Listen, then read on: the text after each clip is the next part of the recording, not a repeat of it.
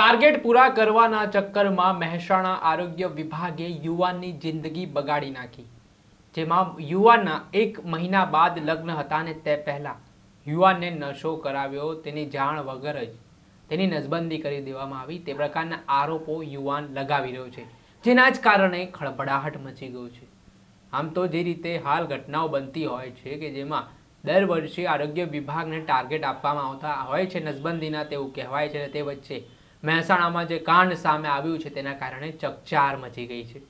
ત્યારે હવે આ મામલાને લઈને જિલ્લા આરોગ્ય વિભાગના અધિકારીનું પણ નિવેદન સામે આવ્યું છે। તેમણે કહ્યું છે કે જે કોઈ જવાબદાર હશે તેમની સામે સસ્પેન્ડ સુધીની કાર્યવાહી કરવામાં આવશે, પરંતુ આ યુવાનનું શું થશે તેને લઈને સવાલો છે।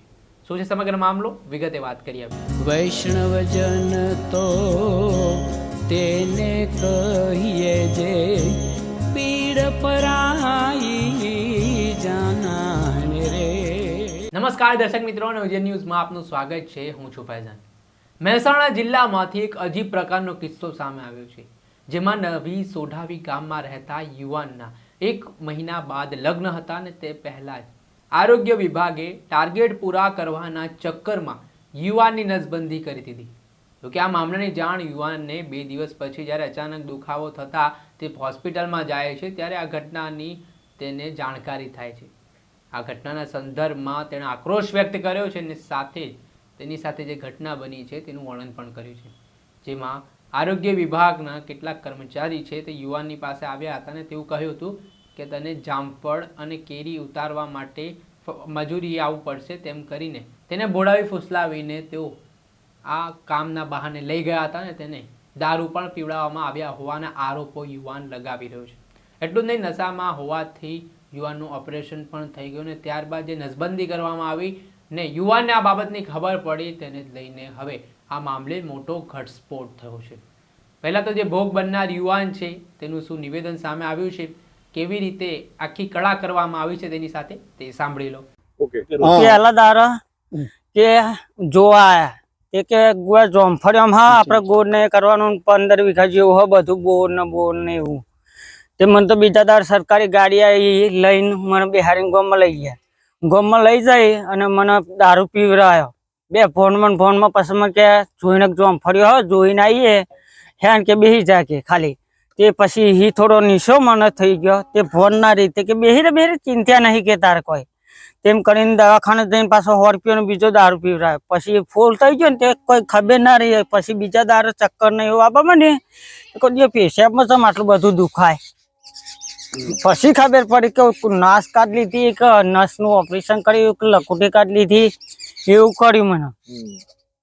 આ હતા આરોગ્ય વિભાગની છેતરપિંડીનો ભોગ બનનાર યુવાન, જે નવા સોઢાવી ગામમાં રહે છે અને તેમને જેવી રીતે મજૂરી કરવાના બહાને ભોળાવી ફોસલાવીને લઈ જઈને જે પ્રકારનું કૃત્ય આચરવામાં આવ્યું છે તેના કારણે મહેસાણા જિલ્લામાં ખળભળાટ મચી ગયો છે અને મહેસાણા જિલ્લાનો આરોગ્ય વિભાગ પણ વિવાદમાં આવ્યો છે। આ મામલાને લઈને મહેસાણા જિલ્લાના આરોગ્ય વિભાગ હરકતમાં આવે છે, ત્યારબાદ તેમનું મહત્વનું નિવેદન સામે આવ્યું છે, જેમાં ડૉક્ટર મહેશ કાપડિયા દ્વારા કહેવામાં આવ્યું છે કે જો આવી રીતે યુવાન સાથે છેતરપિંડી કરવામાં આવી છે અને જે નસબંધી કરવામાં આવી હશે તો જે ઓપરેશન કરનાર ડૉક્ટર છે તેને સસ્પેન્ડ કરવાની કાર્યવાહી કરવામાં આવશે। એટલું જ નહીં, આ ઘટનાક્રમમાં સંડોવાયેલા લોકો સામે પણ પગલાં લેવામાં આવશે। પહેલાં તો ડૉક્ટર મહેશ કાપડિયાએ શું વાત કહી છે તે સાંભળી લો। રાજ્ય સરકારમાં NSV એટલે નોન સ્કાલ્પેલ વાઝેક્ટોમીના કેમ્પો છેલ્લા 15 દિવસથી સમગ્ર ગુજરાત રાજ્યમાં ચાલી રહ્યા છે। મહેસાણા જિલ્લામાં છેલ્લા પખવાડિયાની અંદર તારીખ 22/11થી માંડીને અત્યાર સુધીમાં જે NSVના જે લાભાર્થીઓ જે છે એ અમારા આરોગ્યના જે કર્મચારીઓ છે એ કર્મચારીઓ મારફતે અમારા અધિક જિલ્લા આરોગ્ય અધિકારી શ્રી એટલે અમારા ADHO શ્રી આખો કાર્યક્રમ સંભાળતા હોય છે અને એમની રાહબરી હેઠળ આખો જે કાર્યક્રમ છે એ કાર્યક્રમ ચાલે છે। અને એ કાર્યક્રમ અંતર્ગત મહેસાણા જિલ્લાના કુલ ટોટલ અત્યાર સુધીમાં 28 જેટલા અમારા લાભાર્થીઓએ ઓપરેશન કરાયા છે અને તમામે તમામ ઓપરેશનો જે સરકારની જે ગાઈડલાઇન મુજબ કરવાના થતા હોય છે એ પ્રમાણે એ ગાઈડલાઇન મુજબ જે પણ લાભાર્થી છે, લાભાર્થીની સંમતિ હોય, લાભાર્થીના સગા એટલે એના ધારો કે પત્નીની સંમતિ હોય, આ તમામે તમામ પાસાઓને આવરી લઈ અને આ કાર્યક્રમની અંદર જે લાભાર્થી હોય એનું ઓપરેશન કરવામાં આવતું હોય છે। સાહેબ, આજે એક યુવક કહી રહ્યો છે કે તેને ખબર નથી અને આ ઓપરેશન કરી દેવામાં આવ્યું છે, અપરિણિત હોવા છતાં પણ। આ લાભાર્થી જે છે એ લાભાર્થીને અમારા જે કર્મચારી જે છે એ જે કર્મચારી છે એમને એમની સાથે વાર્તાલાપ કરી અને જે એનએસવીની જે પદ્ધતિ છે એ પદ્ધતિ બાબતે ચર્ચા કરી છે. ચર્ચા કર્યા બાદ ઓપરેશનના જે કેસ પેપર્સ છે એ પ્રમાણે એને સંમતિ પણ એને અંગૂઠો પણ આપેલ છે અને એ પ્રમાણે એ જે કર્મચારી જે છે એ કર્મચારી એને રૂટીન કેમ્પની અંદર જ્યારે લઈ જવાના હતા ત્યારે લઈ ગયા છે. પરંતુ આ કેસમાં અમારા જે કર્મચારી જે કર્મચારી લઈ ગયા છે એ કર્મચારીની ભૂલ અથવા તો એ કર્મચારી ધારો કે કોઈ પેલી કરી હોય એમાં એ લાભાર્થીની પત્નીનો જે સંમતિ લેવાની હોય એ પત્નીની સંમતિ આ કેસમાં નથી લીધી.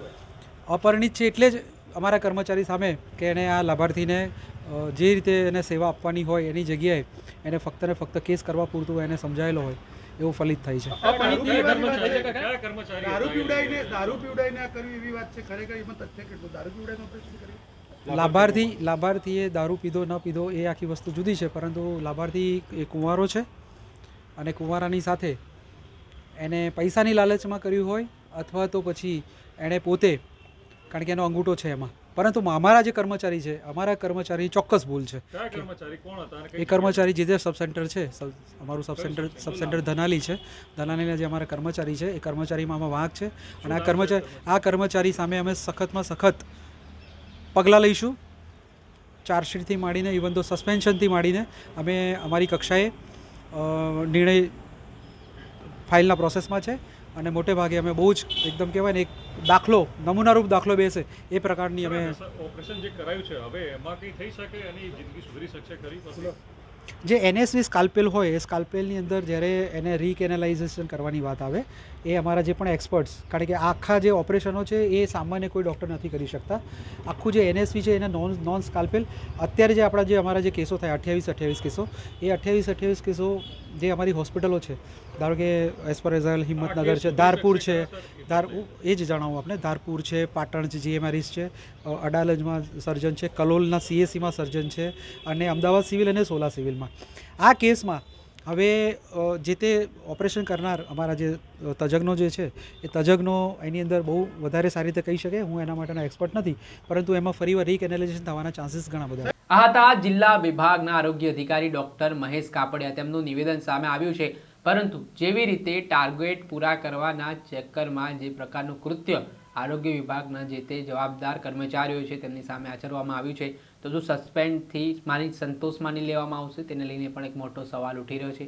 એટલું જ નહીં, જે એક ગાઈડલાઈન હોય છે નસબંધી માટે કે જેમાં નસબંધી ઓપરેશન પહેલાં યુવકની પત્નીની પણ મંજૂરી લેવામાં આવે છે, પરંતુ આ પ્રકારની કોઈ પણ બાબતો કરવામાં આવી નથી. સાથે જ આરોગ્ય વિભાગના કહ્યા મુજબ યુવકનો અંગૂઠો લઈ લેવાયો ને સહાય પણ આપી હોવાની વાત કહેવાઈ રહી છે.